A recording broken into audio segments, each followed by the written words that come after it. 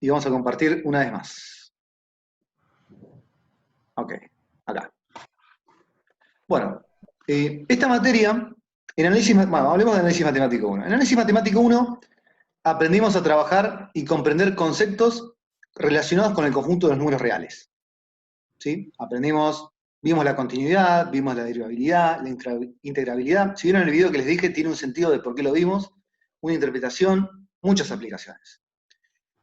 Esperen que me falta alguien. El objetivo en esta nueva materia es extender esos conceptos, aprendidos en análisis matemático 1, pero los queremos extender al conjunto que se va a llamar RN. ¿Sí? O sea, queremos agarrar ese concepto en esta primera parte de la materia, de continuidad, de límite, de derivabilidad, y ver si lo podemos usar en varias variables. O sea, en un problema que no requiera nada más dos variables, una explicativa y una de respuesta, sino que donde tengamos muchas variables que manejar y queremos ver una respuesta o más respuestas, ¿no? Porque a veces lo que se quiere obtener como respuesta no es solamente un único valor. A veces se quiere obtener un vector de respuestas.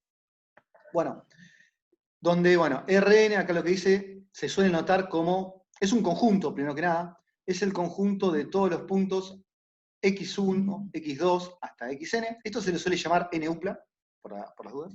No me aparece acá. En nombres. Vieron que están los pares ordenados, están las ternas. Bueno, esto se le suele llamar ese color es el mejor para el naranja, es una n-upla. Creo que el blanco, no pensé que iba a tener que usar el blanco acá. Pero, digamos, sí, esto se va a ver mejor. Bueno, es una n-upla, es como se lo llama, por la cantidad de variables que tiene. Vamos a escribirlo de vuelta. Se le llama n-upla. Ok, donde cada una de las componentes, o donde cada una de las variables, solamente puede asumir valores reales. Esas n-uplas es una sucesión de n números reales, o sea, porque en cada componente hay un numerito real, a la cual llamaremos punto de Rn.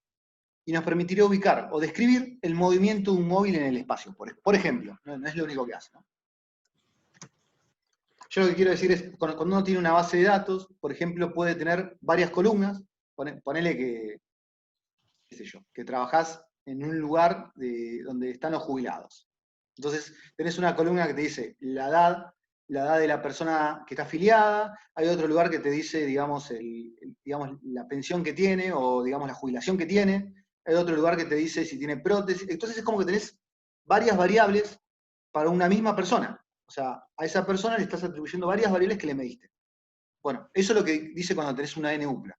Cada una de estas cosas que aparecen acá es una variable que la x1 puede ser, como dije recién, la variable edad, el x2 puede ser la variable jubilación, años de jubilación, la variable x3 puede ser plata pagada, digamos, o el saldo de la jubilación. Bueno, y así cada incógnita puede ser una variable distinta, que se le está midiendo, en este caso, a un jubilado.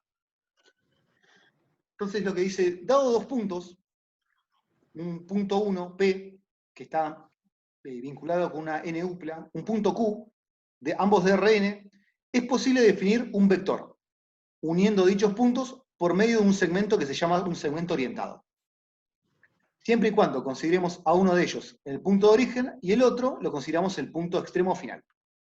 Lo que estoy queriendo decir es, dado dos puntos, por ejemplo, a ver, escribo acá, ponerle que un punto P es el 2, esto lo digo por duda, ¿no? P11, y otro punto Q, que sería, por ejemplo, el -1, 4, 5, por decir cualquier cosa. ¿Cómo generaría un segmento orientado con ellos dos?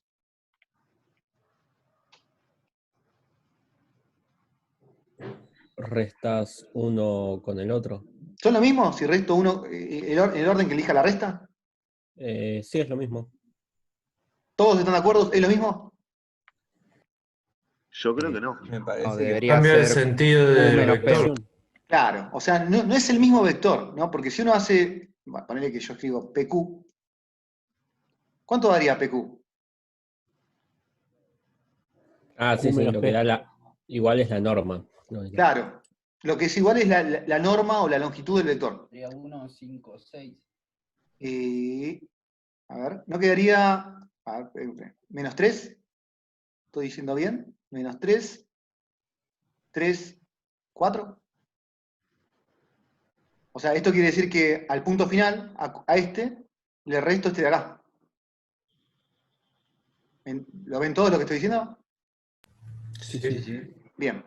Ese es el opuesto del otro que sería coupé. Coupé me suena a moto, no sé por qué.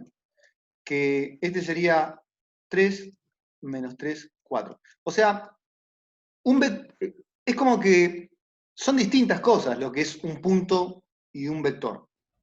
Un punto es una interpretación geométrica o que se le llama ente primitivo. O sea, el punto en realidad no tiene una definición matemática. El punto, la recta, el plano, son cosas que se llaman entes primitivos. Tienen que ver con la geometría, pero no tienen una definición. No hay una definición de el plano es tal cosa. Para el punto tampoco. El punto es algo conceptual. No hay una definición matemática para lo que es un punto. Hay algunos que dicen una recta es una unión consecutiva de puntos, pero si no podés definir un punto, tampoco podés definir una recta, y no sería cierta esa. Resulta que cuando se empieza a crear la matemática como es una creación humana, se basa en conceptos que no siempre puede definir. O sea, para empezar a hacer matemática, hay ciertos conceptos que tengo que darlos por conocidos, por incuestionables, y no definirlos, porque no se puede definir todo, lamentablemente, porque tenés que dar algo por hecho. Bueno, el punto, la recta y el plano son esos tres entes primitivos que no tienen una definición formal matemática, sino que uno nunca vio pasar una recta. Uno sí entiende el concepto de recta, tiene en su cabeza qué es, o cómo lo visualiza, pero no hay una definición exacta. Entonces, el punto es algo más geométrico, como el plano, como la recta. En cambio, el vector no. El vector es un elemento que pertenece a un conjunto que permite hacer operaciones con él. En realidad, lo que yo hago, yo no puedo restar puntos. O sea, yo lo que estoy restando en realidad en el fondo son vectores. ¿Sí? Porque con los vectores se pueden restar, sumar, hacer un producto. Escalar producto por un número. Pero digo, son cosas, en base son distintas. O sea, si uno tuviera que representar un punto, por ejemplo el 2, 3, diría, bueno, este es el punto. Y con eso no hace nada, o sea, ese es el punto. Resulta que lo anecdótico es que a todo punto se le puede asociar un vector. Un vector que nace desde el origen y que tiene como punto final el punto que estoy marcando. Con ese vector sí se pueden hacer cálculos. Sí se pueden sumar, sí se pueden restar. Hay toda una matemática, que es lo que se ve en álgebra, de ese vector. Una interpretación. Ese vector tiene cualidades que el punto no tiene. El vector tiene una norma, una longitud, tiene una dirección de aplicación, que sería la recta que lo contiene. O sea, esto se atribuye que está sobre una recta, o dirección, y tiene un sentido sobre esa dirección. Que esto es lo que cambia si yo calculo PQ o si calculo QP. O sea, el sentido de aplicación de la magnitud. Esa magnitud, uno sabe que con vectores, todo, digamos, en términos físicos, se puede hablar del vector posición, el vector velocidad, el vector aceleración, se puede hablar de fuerzas vectoriales. Es como que el vector tiene mucha más información que lo que es un punto. Un punto, como digo, sería eso que marqué al principio y con eso no puedo hacer nada. Sí me da una noción de posición, digamos, pero no es que pueda hacer cálculos con un punto. Entonces, en realidad acá, cuando uno está restando Q con P, lo que está haciendo es una resta vectorial.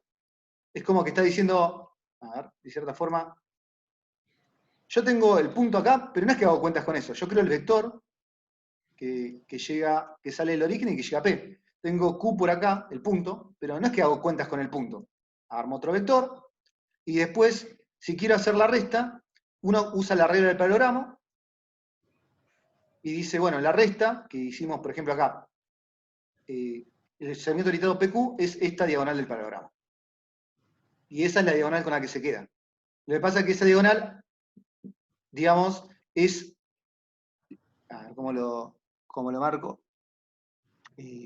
porque en realidad esa es la que tendría saliendo, la transporta al origen uno. Es como que hace esto. A ver, ¿por qué? Esto es medio anecdótico. A ver, Porque en realidad uno siempre asocia una diagonal del programa con la suma y la otra con la resta. Lo que pasa, a ver, voy a borrar eso para explicarlo.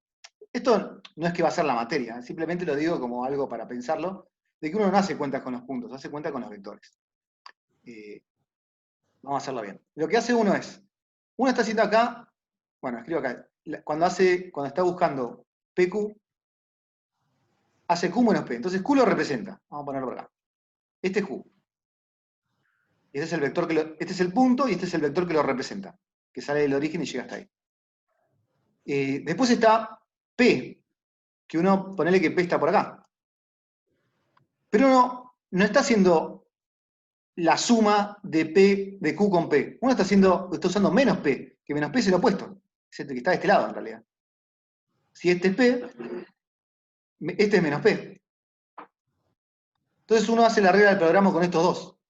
Uno, a continuación de este, crea el paralelogramo, y lo que termina dando, bueno, me salió medio así, esa sería la representación del PQ, del segmento PQ.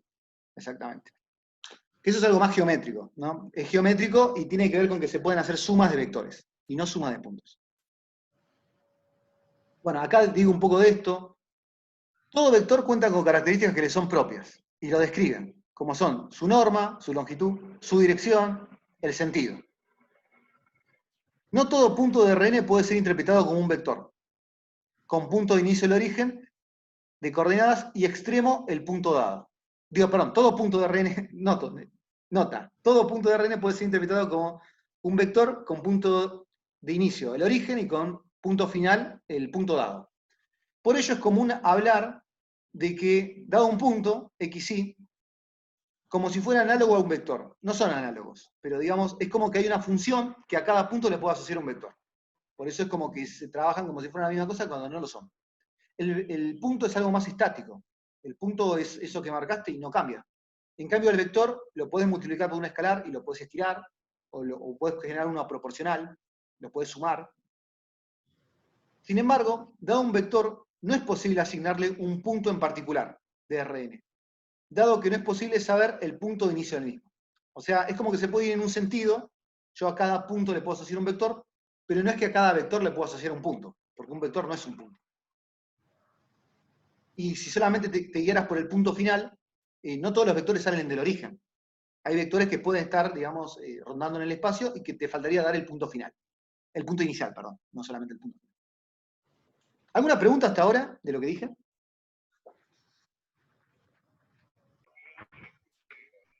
Por el momento no. Perfecto. Bueno, ok, si alguno tiene una pregunta, lo escribe por chat y si no lo veo, alguno me comenta y si no, me abre el micrófono y me nace. Bueno, lo que nos interesa recordar son, digamos, la suma de vectores, las operaciones con vectores, básicamente. La suma, donde uno diría, si yo tengo dos vectores, sumar dos vectores de un vector del mismo tamaño, de forma tal que cada elemento del vector surge sumando los elementos componente a componente. O sea, lo que quiero decir es, si yo tengo, bueno, lo que hicimos recién, ¿no? Ahora que lo pienso, el 3, 2, 1, y le sumo otro vector que sería el menos 1, 4, perdón la letra, 5. Sumar dos vectores significa sumarlos componente a componente. Entonces, por ejemplo, haría 3 menos 1 da 2, primera componente, segunda componente 2 más 4 da 6, 1 más 5 da 6.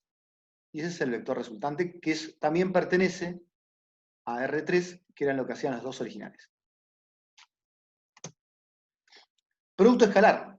Dado un vector de Rn, producto por un escalar y una constante, un numerito real, entonces multiplicar un escalar por el vector significa casi como hacer distributiva, ¿no? Multiplicar componente a componente por el escalar. O sea, si yo ahora tengo 3 por 3, 2, 1, o sea, lo que es un escalar por un vector, multiplicarlo significa multiplicar componente a componente por 3. Y esto va a quedar 9, 6, 3. Es otra operación que vamos a usar mucho. La norma de un vector, o sea, dado un vector, una n upla,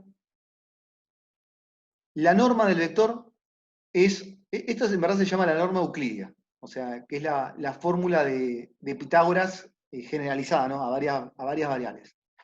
La forma de saber la longitud del vector es sacar la raíz cuadrada de la suma de cada uno de los componentes al cuadrado. Lo cual, ¿no?, podría escribirse también como la sumatoria desde i igual 1 hasta n de los xy al cuadrado, y todo esto se le calcula un medio, elevado al 1 medio. Es otra forma de escribir la norma euclídea, ¿no? También se lo puede escribir con el producto interior o el producto escalar. O sea, esto también se puede escribir. Todavía no definimos el producto escalar, ahora que lo pienso, pero es como que podría ser el producto. Ahora lo definimos de x por x, haciendo de cuenta que ese puntito es el producto escalar. A veces se nota así, el producto escalar.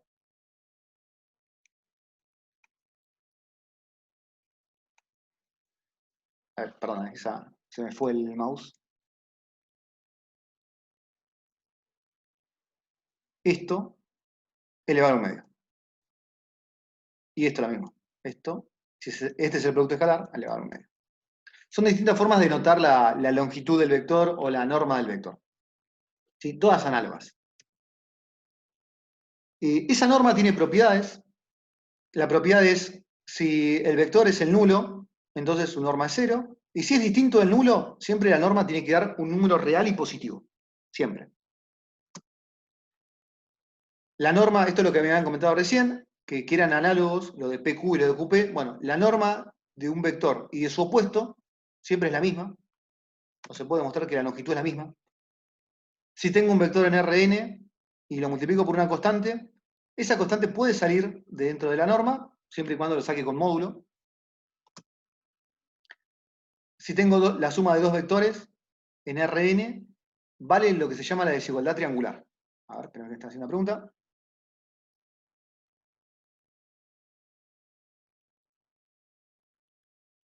Ok. Ya que entro a trabajar a las 10. Ok, no hay problema, Facundo. De hecho, la idea de estas clases es más que todo pensando en ustedes, así que no habría problema.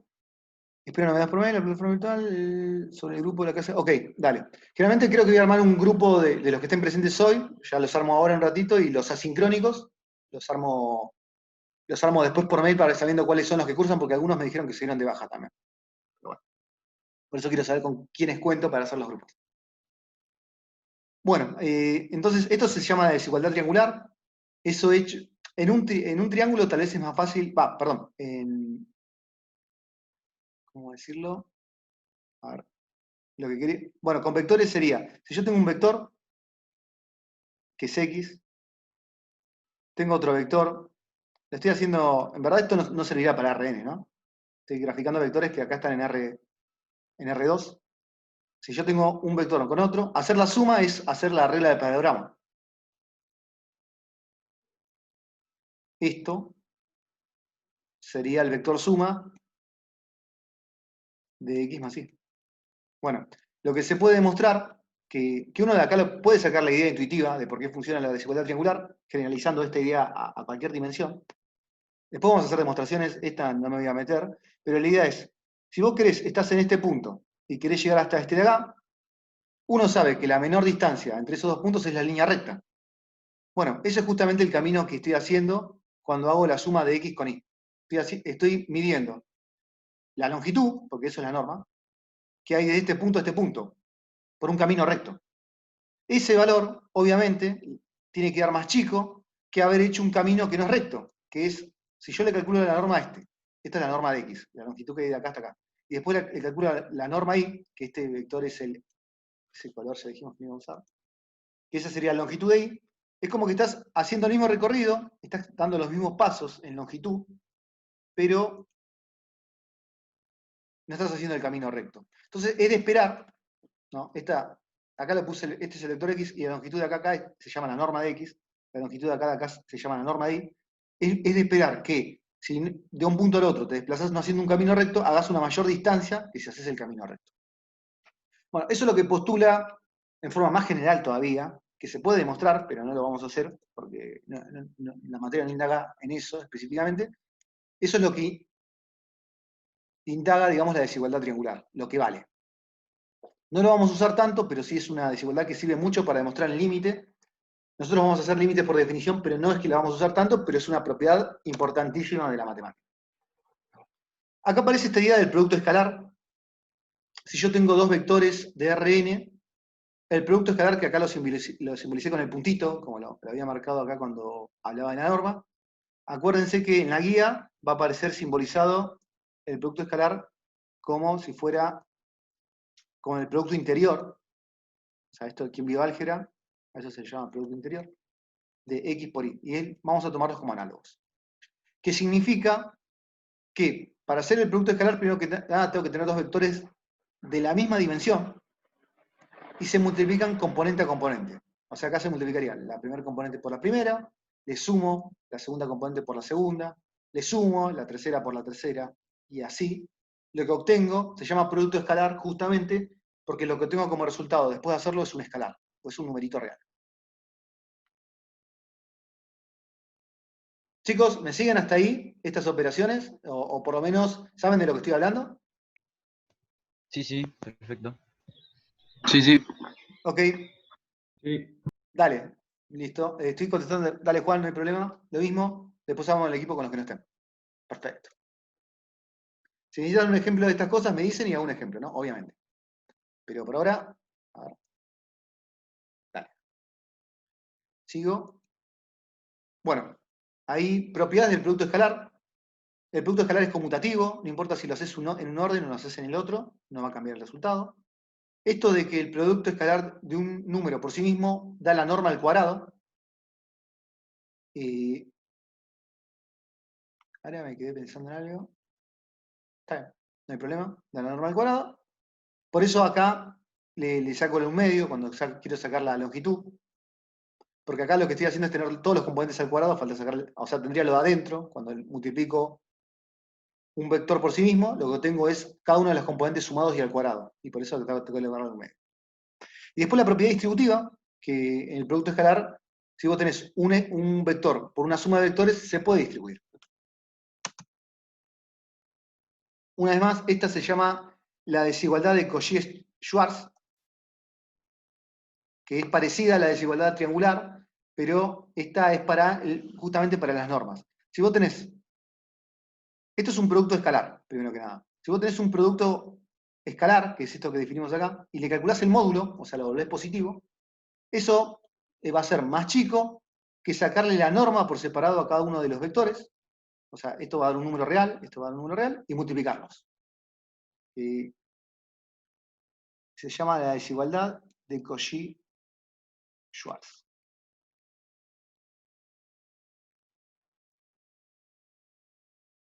Creo que es así.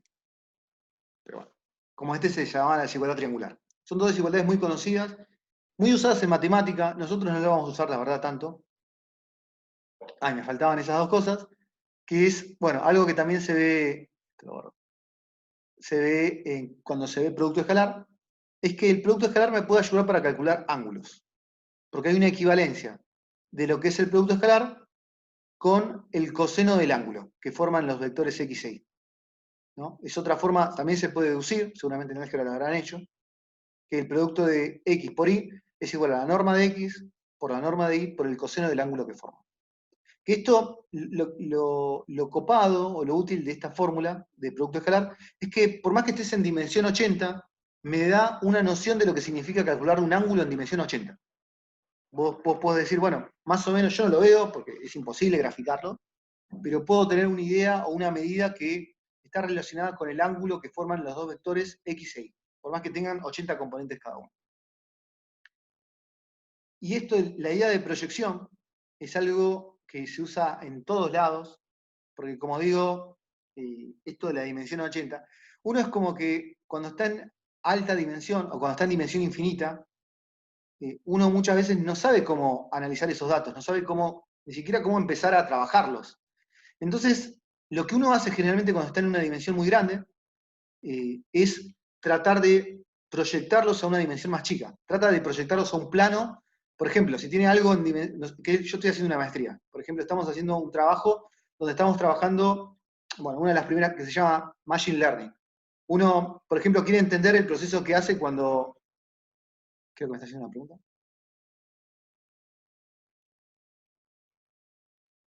Dale, no hay problema, Juan. Uno cuando, por ejemplo, ve cómo vieron que cuando estás yendo por autopista te sacan foto de la patente para hacerte una multa. Entonces, uno quiere entender el proceso de qué lectura hace, digamos, para poder reconocer tu patente. Entonces, uno lo que dice es, bueno, uno tiene una imagen donde esa imagen tiene un montón de píxeles. Entonces, ese píxel lo que forma es un vector. O sea, cada píxel es una coordenada del vector. Entonces, lo que uno trata de hacer es decir, bueno, yo tengo un vector de 800 por 800, tengo una matriz en realidad, tengo una matriz de 800 por 800 donde cada píxel es un numerito, y yo lo que quiero hacer es tratar de hacer una lectura de eso. Entonces, lo que hace uno, burdamente, vamos a decirlo ahora, es una proyección. Trata de la dimensión 800 por 800, decir, bueno, muchos de esos puntos no los quiero leer. Entonces, puedo tratar de proyectar esa matriz en un lugar de dimensión menor y quedarme únicamente con los números que me interesan leer, que básicamente son los que están sobre la patente. A todos los demás les voy a atribuir un 0, porque no me interesan. Y puedo puedo bajar una dimensión, puedo bajar de 800 a 800 a 35 por 35, o 35 por ahí, y quedarme únicamente con los lugares donde me interesa leer la patente. Entonces, eso es digamos, una aplicación que sirve para la proyección, para tratar de bajar la dimensionalidad de los datos y poder interpretarlos, ¿no? Porque muchas veces, cuando estoy trabajando en dimensión muy alta, no se puede hacer eso. Esto que les dije, tómenlo con pinzas porque es mucho más complicado, y obviamente es una idea de por qué sirve, digamos, hacer una proyección de datos, para tratar de bajar la dimensión, y para poder interpretarlo. Bueno, así como aparecía todas esas propiedades del álgebra lineal, aparece lo que se llama multiplicación de matrices. Dadas dos matrices de tamaño Rm por n, y de tamaño, no es que podían ser de cualquier tamaño las matrices que quería multiplicar, sino que si una matriz A era de tamaño m por n, había otra matriz que tenía que ser de tamaño n por p, donde lo que tenían que estar vinculados para poder hacer... ¿Alguno se acuerda de esto que estoy diciendo? Si quiere... ¿Cuál era la condición para poder hacer el producto de matrices? Que las columnas de uno sean igual que las filas de la otra. Exactamente. O sea, ahí me están escribiendo exactamente que las columnas que tiene la matriz que voy a poner primero las columnas coincidan con la cantidad de filas que tiene el segundo. O sea, estos dos números deberían coincidir para poder empezar a hacer el producto de matrices.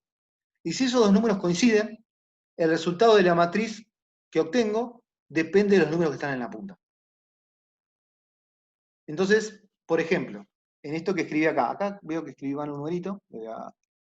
Esta matriz es de tamaño 3×2, 3 filas, 2 columnas, ¿no? Esta de acá tiene 2 filas, esto es lo que está mal que estoy diciendo, y 4 columnas. Entonces, el producto de A por B, que es lo que me postula hacer acá, lo puedo hacer porque cuando multiplico A por B, la cantidad de columnas de la primera matriz, que es 2, coincide con la cantidad de filas que tiene la matriz que voy a usar después, que también es 2. Y el resultado de lo que voy a obtener es una matriz de tamaño 3×4, donde ese 3×4 depende de los numeritos que están en la punta, de este de acá y de este de acá. Ok.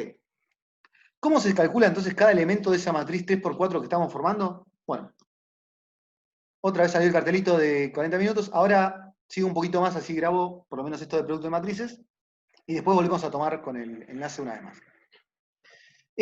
¿Cómo se obtiene cada elemento de la matriz? Bueno, se hace un producto escalar del vector fila por el vector columna.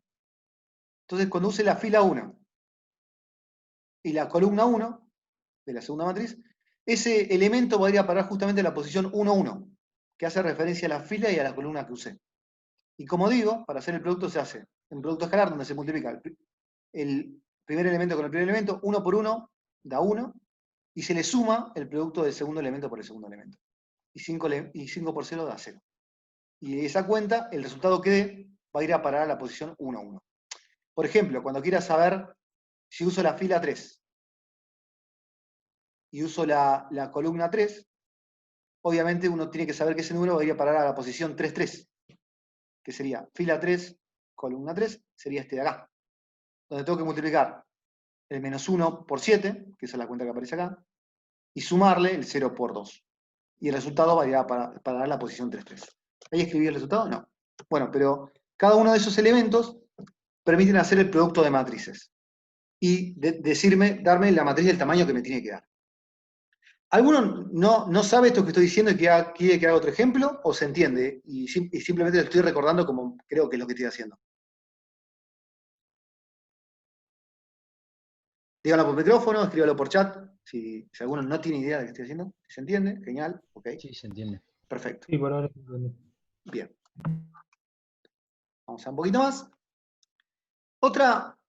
Se habla de la función determinante. La función determinante es una medida que se le mide a las matrices, justamente, que nosotros lo vamos a usar, todo esto que estoy repitiendo, créame que lo vamos a usar durante toda la cursada. Esto de saber hacer producto de matrices, saber sacar el determinante, y para qué cómo lo vamos a interpretar, falta, ¿no? Pero por ahora me estoy yendo nada más al cálculo.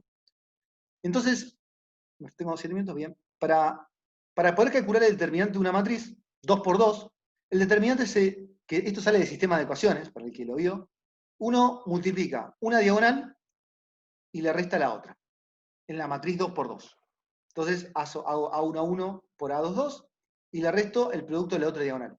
Y eso da un número real, o sea, esto, voy a hacer el blanco, el resultado que da pertenece a los reales, y depende la situación en la que estés trabajando, significa algo, ese número real. En el sistema de ecuaciones significaría, si el determinante da distinto de 0, que el sistema con el que estoy trabajando es compatible determinado, o sea, tiene solución única. Si estoy trabajando con un sistema de ecuaciones y el determinante da igual a 0, lo que significaría es que no tiene solución única. Y se podría evaluar si tiene infinitas soluciones o no tiene ninguna, es incompatible. Pero en ese contexto significa algo. En el contexto que vamos a trabajar nosotros, que lo vamos a usar para integrales, y para sacar máximos y mínimos, va a significar otra cosa. Pero ese es el determinante de 2 por 2. Si ahora tenés una matriz que es de tamaño n por n, no puedes usar la misma fórmula, sino que existe una fórmula que depende de los menores, para calcular el determinante. Entonces, a ver, tengo 6 minutos, creo que me alcanza. Por ejemplo, si tenés una matriz que es 3, 2, 1, menos 1, 5, 4, no sé, menos 2, 1, 0, vamos a poner, así como un 0, 0, 1, y le querés calcular, esto es un 4, el determinante de esta matriz. Puedes hacer dos cosas. Por un lado tenés la regla práctica de Sarrus para poder calcular el determinante, y por otro lado tenés la definición. Voy a escribir la definición más que todo porque aparece ahí. Uno generalmente, hay una propiedad que dice que no importa cuál columna y cuál fila elija para desarrollar el determinante, va a estar bien.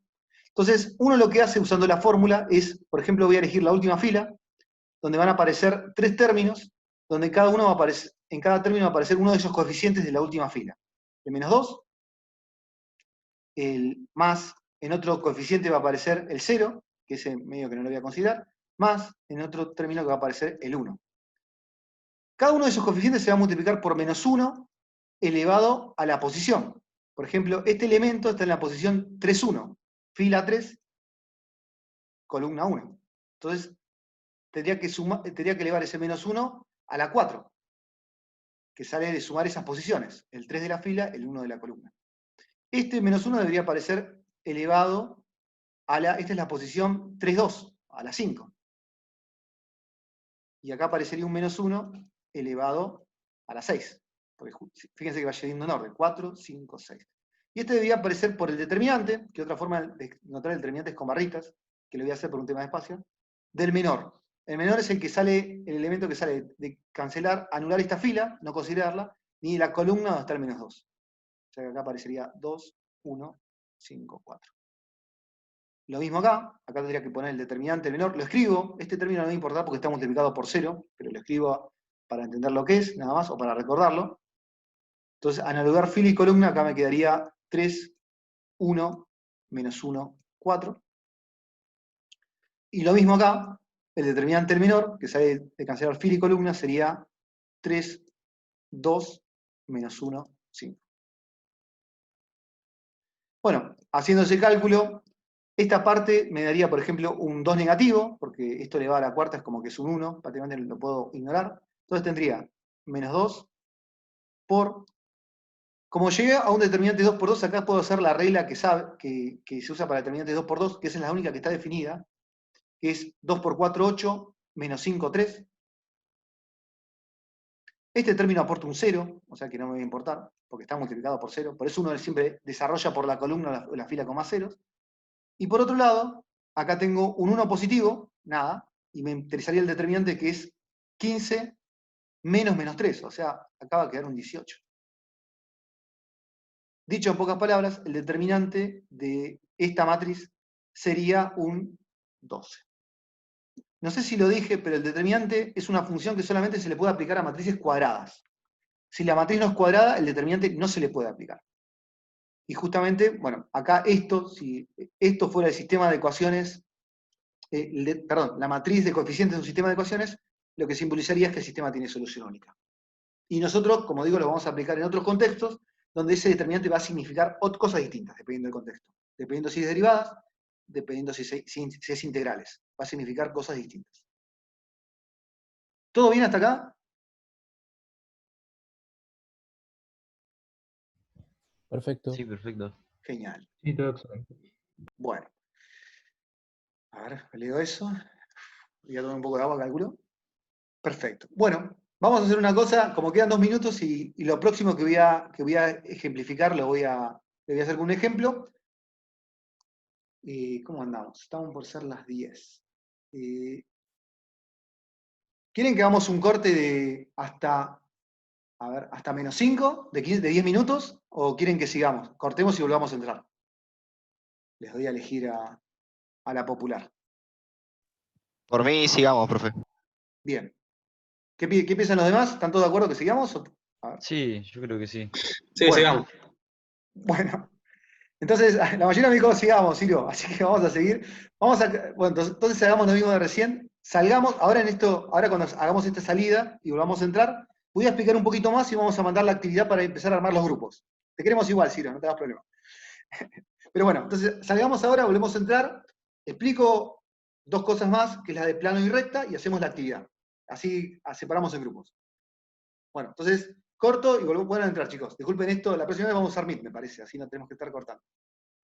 Ok. Bueno, salgo.